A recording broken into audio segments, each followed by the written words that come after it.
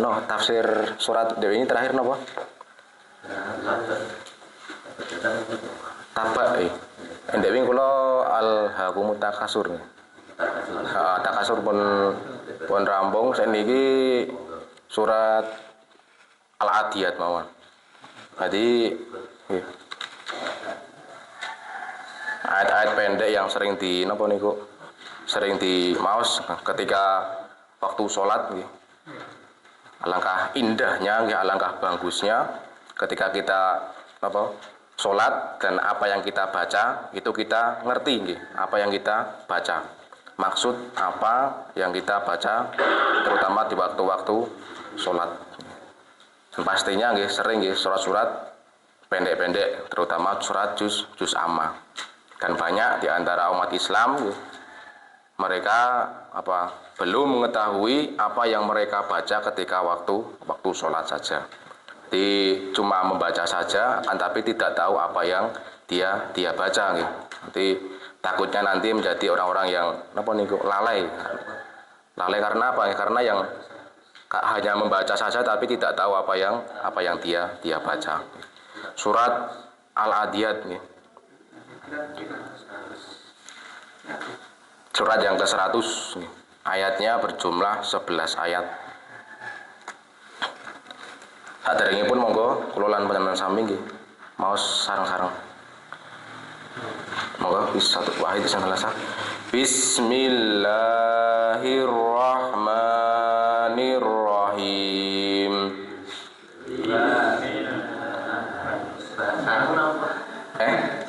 Sareng-sareng mawon, monggo. Sareng-sareng mawon nggih. Monggo. Kita ulangi saking bismillah. Bismillahirrahmanirrahim. Wal 'adiyati dhabha. Fal muriyati qadha. Fal mughirati subha. Fa'atharna bihi naqa'a. Fawasatna bihi jam'a. Innal insana li rabbihi lakanud. Wa innahu ala dzalika lasyahid. Wa innahu lihubbil khairi lasyadid. Afala ya'lamu idza bu'sira ma fil qubur wa hussila ma fis sudur. Inna rabbahum bihim yawma idzil khabir. Bismillahirrahmanirrahim. Surat Al-Adiyat. Yang pertama tentang penamaan. Penamaan kenapa kok dinamakan dengan surat Al-Adiyat? Karena diambil dari ayat yang pertama, wal 'adiyati dhabha. Maka dinamakan dengan surat Al-Adiyat. Menika pertama. Yang kedua tentang asbabun nuzul.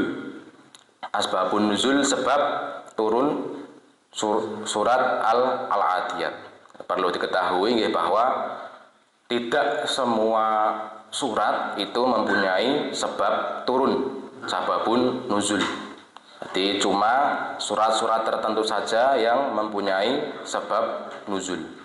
Dan surat Al-Adiyat itu secara khusus itu tidak mempunyai sebab turunnya surat Al-Adiyat. Akan tapi ada satu riwayat, akan tapi dhaif riwayat menika bahwa suatu ketika Rasulullah Shallallahu Alaihi Wasallam itu di dalam hadisnya, walaupun hadis tersebut adalah hadis dhaif, diceritakan bahwa Rasulullah Shallallahu Alaihi Wasallam itu mengirim khoilan. Khoilan itu satu rombongan, satu pasukan, satu brigade yang terdiri dari khoilan. Jadi pasukannya itu dengan berkuda. Wala bisat syahron, dan tinggal setelah berangkat tinggal sekitar sahron ini kok satu bulan. Nah, kemudian la ya'tihi minha khobarun, dan ternyata nggih, jadi ketika sudah berangkat selama 1 bulan ternyata mboten enten kabar nggih. Kabar tentang pasukan yang dikirim, pasukan perang khusus yang dikirim oleh Rasulullah. Lantas kesempatan bagi orang-orang munafik.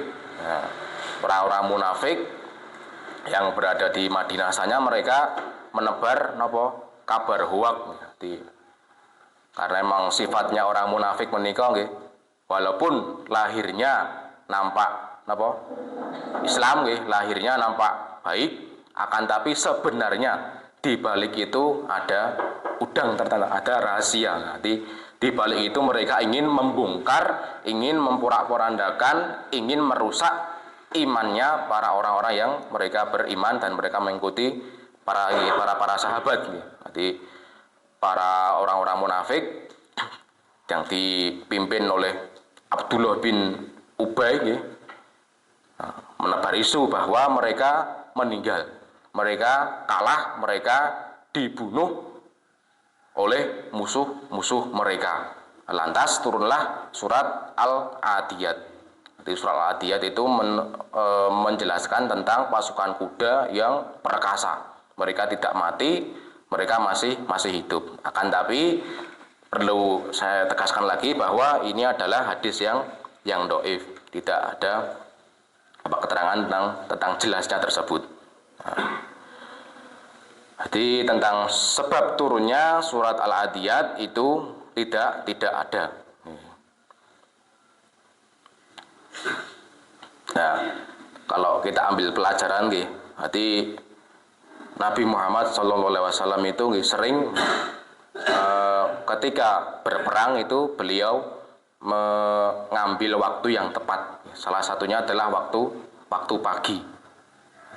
Di favoritnya waktu Nabi ketika berperang itu di waktu pagi buta ya. Karena apa? Karena memang musuh-musuh Islam, orang-orang kafir, mereka masih tidak siap, masih tiduran.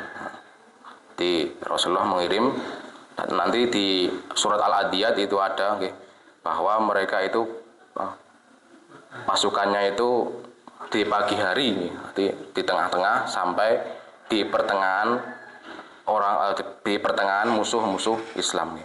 Itu ya. Kemudian selanjutnya tentang fadilahnya, keutamaan surat Al-Adiyat.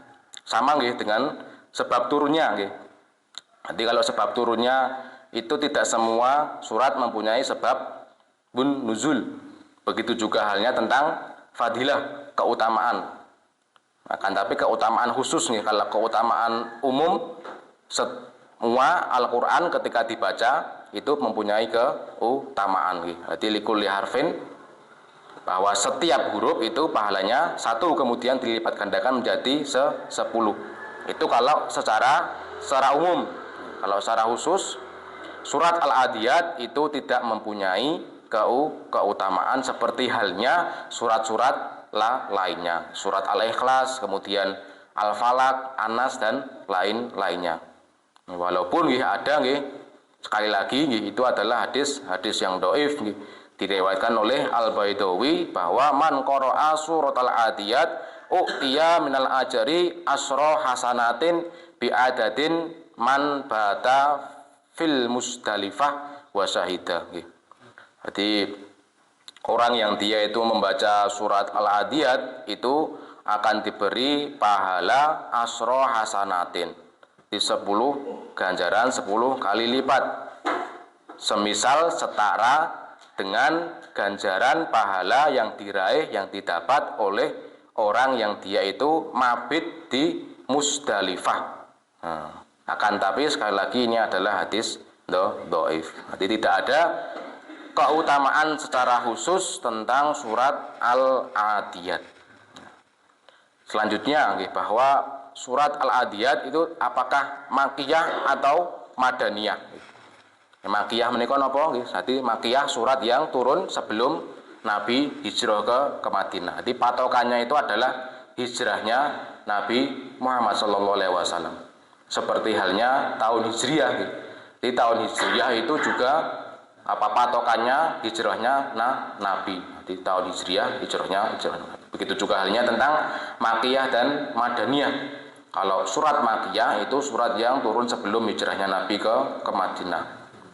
Walaupun surat itu turun di Madinah, akan tapi ketika Nabi belum berhijrah ke Madinah, maka surat tersebut masih masuk ke dalam surat Makiyah.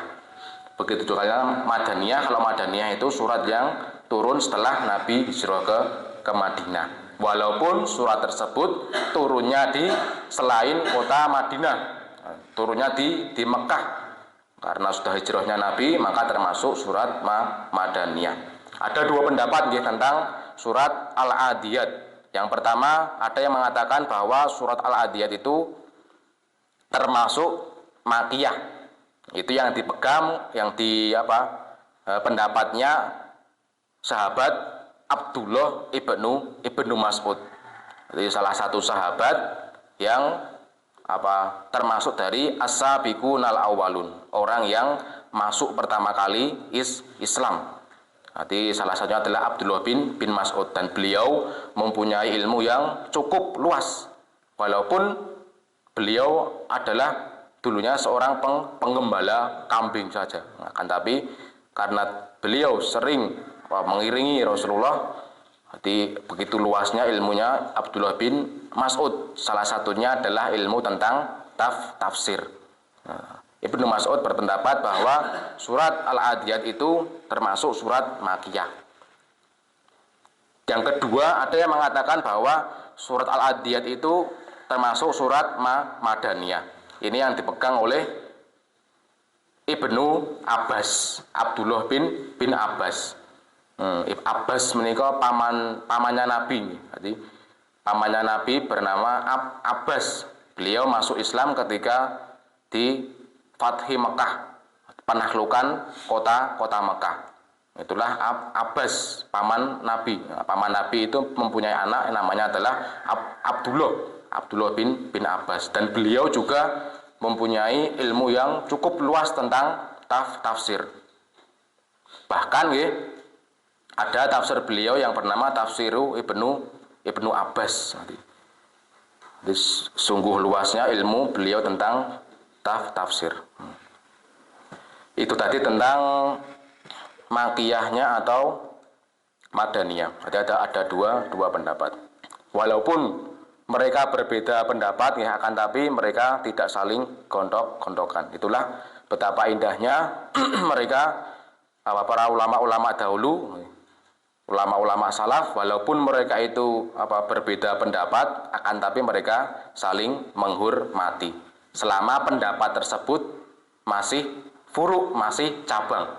Jadi seperti halnya Imam Asy-Syafi'i, kemudian Imam Hambali, kemudian lagi Imam Maliki, yang terakhir Imam Hanafi.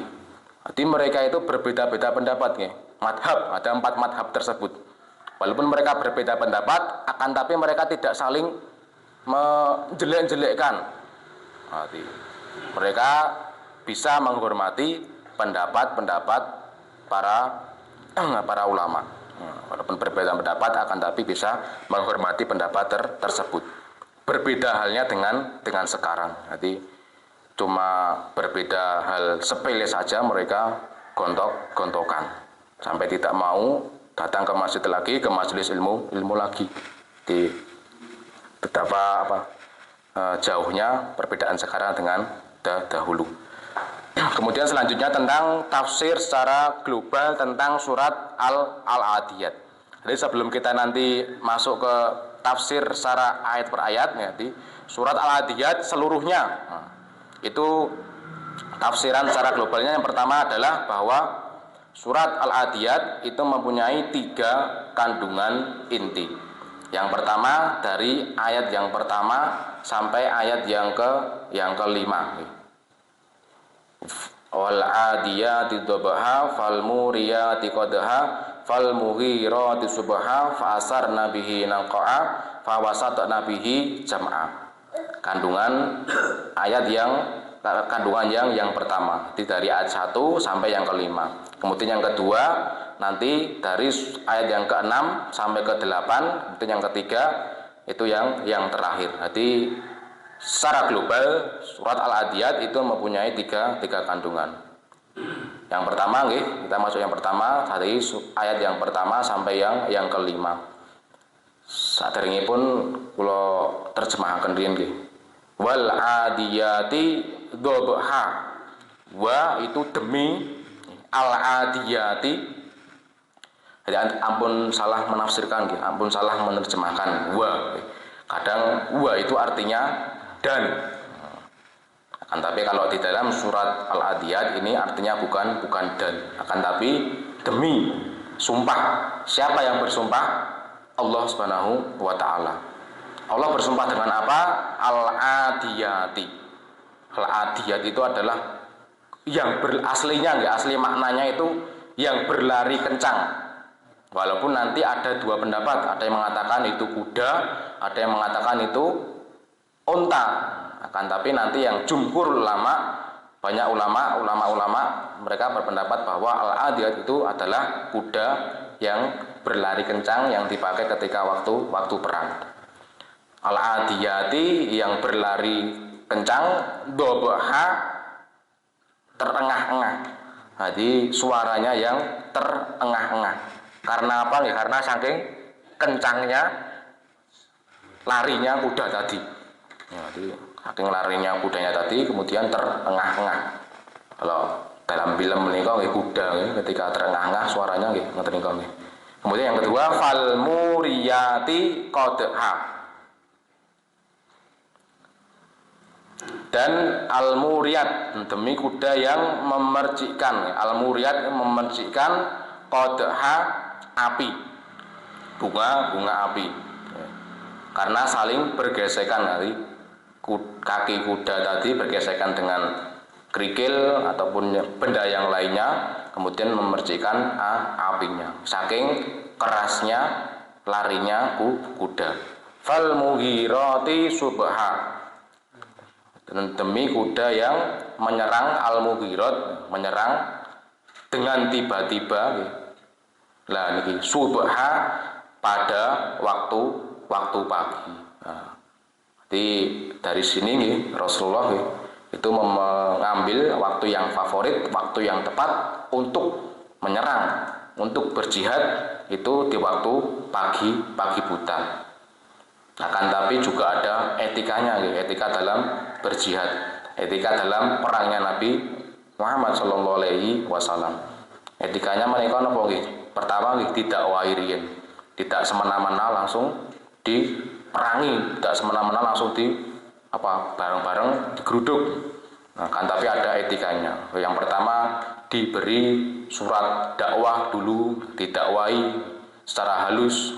Kalau tidak bisa, kemudian nanti yang terakhir ketika waktu mau perang ditunggu dulu di pagi hari apakah ada kumandang adzan di kota daerah tersebut. Kalau tidak ada adzan maka Nabi memerangi. Tapi kalau misalkan ada adzan, hati-hati karena di situ ada umat Islam. Jadi ada etikanya di dalam berperang, dan juga ketika berperang juga tidak boleh memotong bagian-bagian, nanti cuma langsung nanti kalau misalkan dibunuh langsung dibunuh. Itu di etikanya Nabi Muhammad ketika waktu berjihad di waktu pagi hari. Fa'asar nabihi naqa'a, sehingga lalu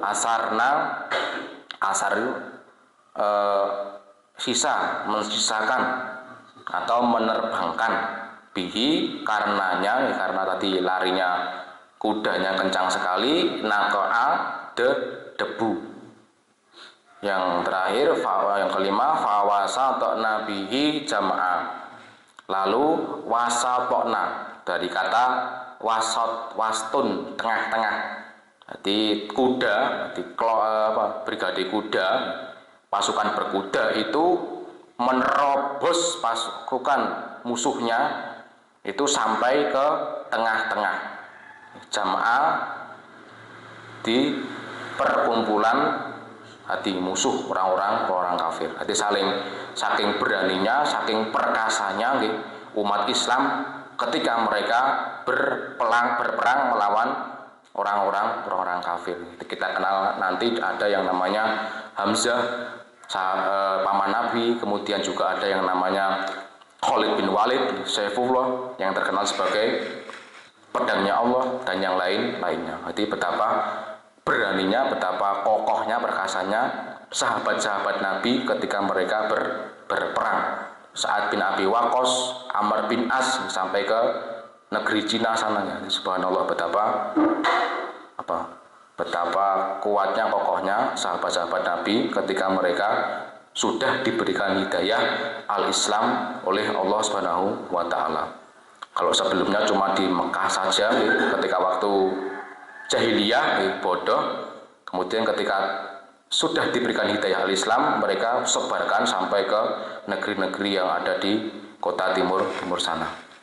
Yang pertama, kandungan yang pertama tentang ayat yang pertama sampai yang kelima itu menceritakan tentang kuda berperang. Jadi kuda yang dipakai untuk berperang.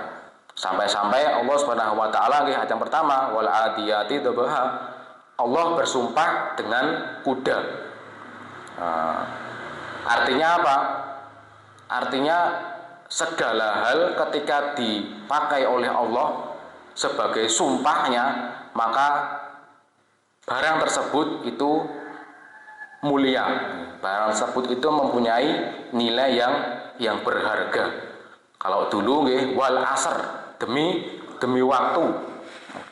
Artinya waktu itu mempunyai nilai yang sangat berharga. Bagi siapa? Bagi mereka yang berpikir, maksudnya bagi orang-orang beriman. Begitu juga halnya ini al-adiyat kuda.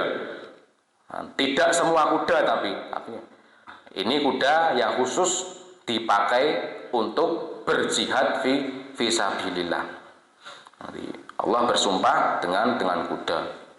Dan yang boleh bersumpah dengan makhluk Allah itu hanyalah Allah Subhanahu wa taala. Adapun yang lainnya haram, tidak boleh. Kalau misalkan ada yang bersumpah, ada yang mau bersumpah, maka bersumpah dengan nama Allah Subhanahu wa taala. Karena memang ketika waktu kondisi suatu kondisi diperlukan bersumpah, maka bersumpahnya dengan nama Allah Subhanahu wa taala. Demi Allah wallahi. Dan sumpah pastinya itu digunakan untuk sebagai penegasan. Wallahi, saya tidak begini-begini, wallahi. Demi Allah, saya tidak melakukan ini dan itu. Dan adabnya juga ketika misalkan ada suatu percecokan tentang suatu hal, ketika sudah memakai demi Allah, maka tidak boleh dibantah lagi. Ketika tidak ada bukti, kemudian dia memakai nama Allah, dia bersumpah dengan nama Allah walaupun sebenarnya dia melakukan tersebut, disumpah dengan Al-Quran.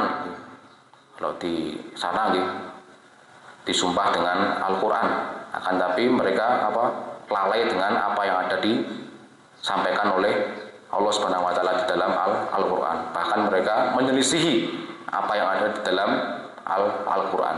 Jadi tanggung jawabnya sungguh sangat besar di hadapan Allah Subhanahu wa taala. Allah bersumpah dengan al-adiyat. Perlu diketahui juga bahwa tidak semua kuda itu termasuk al-adiyat. Ada yang kuda itu juga bisa mendatangkan dosa. Kuda sekarang arang-arangan jadi jarang sekarang enten kuda.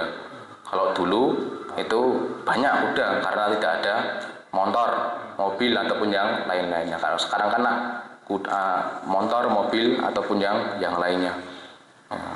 Nah, kuda itu bisa mendatangkan dosa. Karena apa? Karena untuk gagah-gagahan, pamer atau sombongan. Nanti kudanya diperbagus, itu tujuannya untuk pamer kepada orang lainnya. Nah, maka itu bisa mendatangkan dosa. Nah, itu yang pertama. Yang kedua juga kuda bisa mendatangkan pahala. Pastinya juga di dalam ayat, dalam surat Al-Adiyat, itu kuda yang dipakai untuk berjihad fisabilillah. Kuda yang difasilitaskan untuk agama Allah Subhanahu wa taala. Motor, mobil yang digunakan untuk fisabilillah, maka motor atau mobil tersebut wal adiyati tabah bisa mendatangkan pahala dari Allah Subhanahu wa taala. Itu yang kedua. Yang ketiga, netral menika napa? Tidak mendatangkan pahala dan tidak juga mendatangkan dosa. Seperti halnya kalau sekarang menika tentang taman-taman, jadi kuda dokar, jadi cuma untuk hiasan, cuma untuk mengangkut nih. Jadi netral, tidak mendatangkan pahala dan tidak juga mendatangkan dosa. Wahia lirojulin sitrun, dan itu milik seseorang yang sitrun, yang menutupi pemiliknya. Menutupi apa? Menutupi sebenarnya bisa dipakai untuk mendapatkan pahala dari Allah, akan tapi tertutupi karena tidak dipakai untuk tinggi fisabilillah. Jadi Nabi sallallahu alaihi wasallam pernah ngendika al khailu ma'qudun binawasiha al khairu ila yaumil qiyamah. Hadis tersebut diriwayatkan oleh dua imam, Imam Bukhari dan Imam Muslim. Jadi kalau ada hadis ketika diriwayatkan oleh Imam Bukhari dan Imam Muslim, maka hadis tersebut sebagai muttafaqun alaih. Jadi muttafaqun alaih itu disepakati atas keduanya. Akan apa? Akan kesohihan hadis tersebut. Hadis tadi al-khailu itu kuda, ma'qudun terikat atau tersimpul, terdapat binawasiha pada umbun-umbunnya kuda itu al-khairu kebaikan, banyak kebaikan ila yaumil qiyamah, sampai hari kiamat.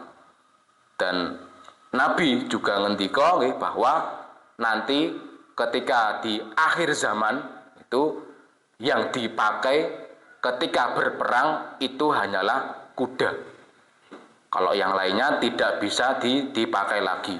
Karena apa? Wallahu a'lam, mungkin karena bahan bakarnya sudah habis atau yang lainnya, sehingga tank-tank atau helikopter, pesawat tempur ataupun yang lainnya tidak bisa digunakan lagi nanti ketika di akhir zaman. Akan tapi yang bisa digunakan itu adalah kuda saja. Kuda berperang, kuda kemudian pedang, kemudian yang terakhir berenang. Kalau yang lainnya nanti tidak bisa dipakai lagi. Itu yang mengatakan, yang bersabda adalah Nabi kita Muhammad Shallallahu Alaihi Wasallam. Jadi betapa berharganya, ada nilai harga, ada keutamaan di dalam kuda al-adiyat bagi orang yang mereka mengetahuinya. Itu yang pertama, kandungan isi surat Al-Adiyat yang pertama. Yang kedua itu menerangkan tentang sifat dasar manusia dari ayat yang ke-6 sampai ke-8. Kita terjemahkan lagi. Inna, sesungguhnya, al-insana, manusia, lirabbihi, kepada pemeliharanya itu lakanudun, sungguh ingkar. Wa innahu, dan sesungguhnya dia siapa? Manusia. Ala dalika, atas perbuatan tersebut, atas perbuatan itu, la syahidun, la sungguh syahidun, dia itu menyaksikannya, dia mengingkarinya. Ngerti yang salah kok dilakoni. manusia yang dilidri, ngerti salah kok dilakoni, ngerti itu yang dilarang oleh Allah kok dilanggar. Wa innahu, dan sesungguhnya dia manusia itu lihubbil khairi, cintanya kepada al khair. Kalau al khair itu kalau nanti diterjemahan itu kebaikan. Akan tapi sebenarnya al khair tafsirannya itu adalah harta. Kenapa kok Allah memakai kata harta dengan al khair? Karena apa? Karena persepsi di kebanyakan manusia itu menganggap harta itu sebagai kebaikan, padahal tidak seperti apa yang dianggapkan oleh banyak manusia. Jadi kalau dipakai untuk lillah mendapat kebaikan, tapi kalau dipakai untuk selain Allah hanya menumpuk harta saja, jadi untuk memenuhi tabungannya saja, ATM-nya saja, maka nanti termasuk sebagai nanti surat Al-Humazah, wailul likulli humazah alladzi jama'a malau wa adada. Celaka bagi orang yang mereka mengumpulkan harta saja, menghitung-hitungnya saja, dia lalai akan harta tersebut, untuk apa dia gunakan. Semakin banyak harta yang dia dapatkan, maka semakin panjang nanti perhitungannya, hisabnya di hadapan Allah Subhanahu wa taala. Lasadidun, sungguh sangat benar-benar berlebihan. Berlebihan apa? Berlebihan mencintai harta tersebut. Dari bangun tidur sampai mau tidur, isinya hanya untuk mencari dunia dan dunia. Itu yang kedua. Jadi kandungan isi al-adiyat yang kedua adalah tentang sifat dasar manusia.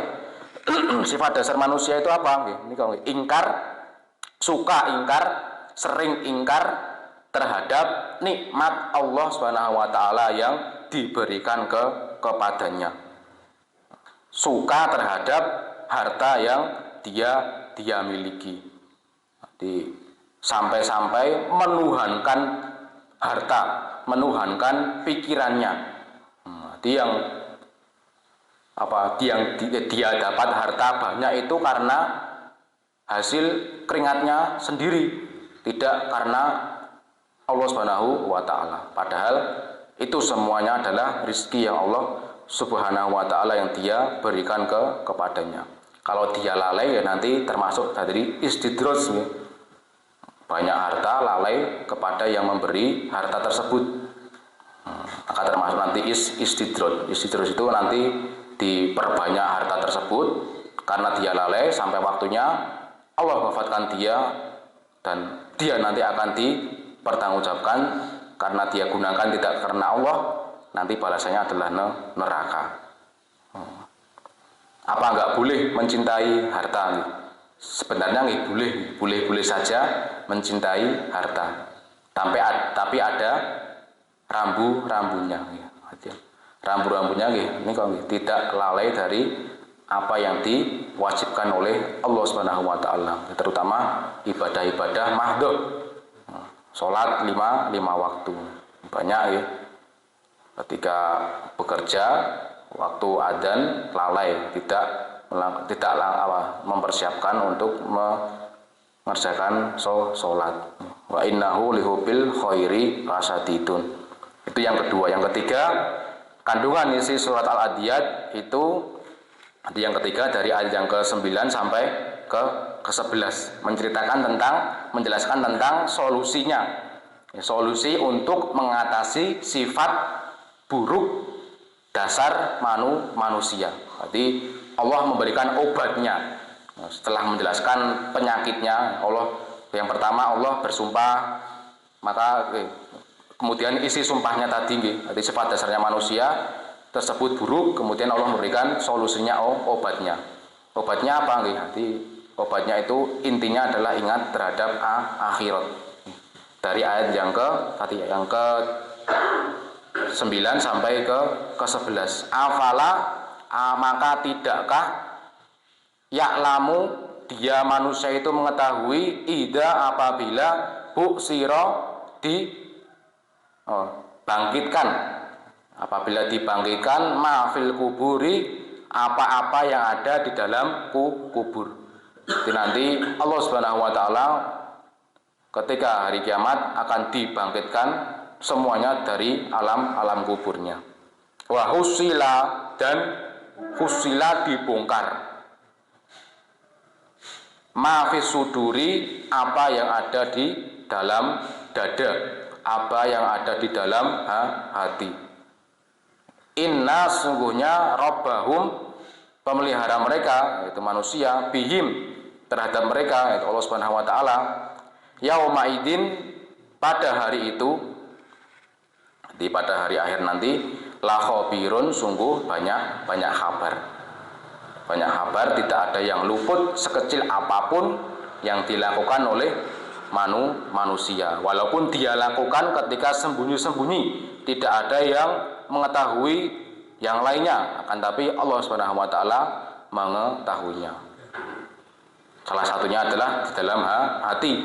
Yang mengetahui hati ya hanya orang yang dia lakukan saja, yang pelakunya, kan tapi yang lain tidak mengetahui. Akan tapi Allah Subhanahu wa taala mengetahuinya, nanti akan dibongkar apa yang ada di dalam isi dalam hatinya. Tentunya pastinya mereka adalah orang-orang munafik. Dohirnya baik, akan tapi batinnya jelek. Nah, itu Allah Subhanahu wa taala menjelaskan tentang solusinya untuk mengatasi sifat buruknya manusia, ingkar, suka harta, itu adalah dengan mengingat akhirat.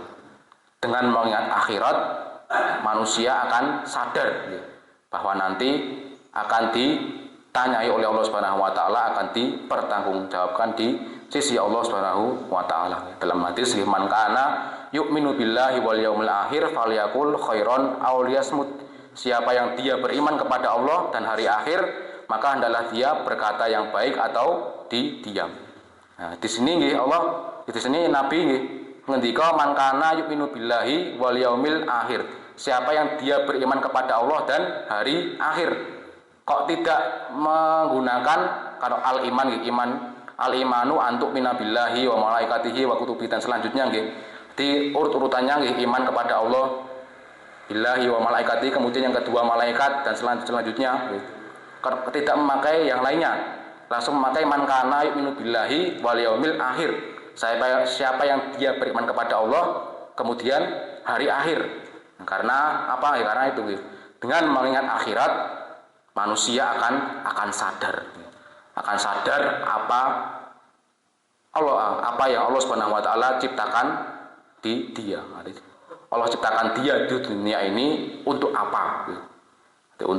Pastinya untuk beribadah kepada Allah Subhanahu wa taala. Sampun manjing ya. Pun terbitnya fajar ya. Kita cukupkan sekian, moga kita tutup dengan doa kafaratul majelis. Subhanakallahumma wa bihamdika asyhadu an la ilaha illa anta astaghfiruka wa atubu ilaik. Alhamdulillahirabbil alamin.